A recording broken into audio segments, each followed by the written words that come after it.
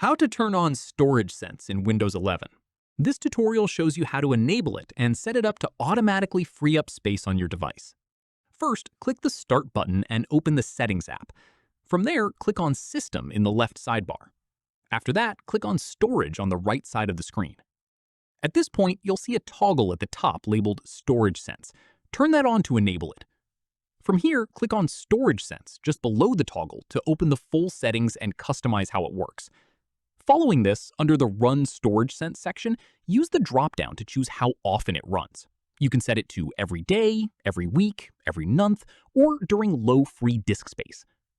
After that, under the Temporary Files section, you'll see an option to delete files in your recycle bin automatically if they've been there for a certain number of days.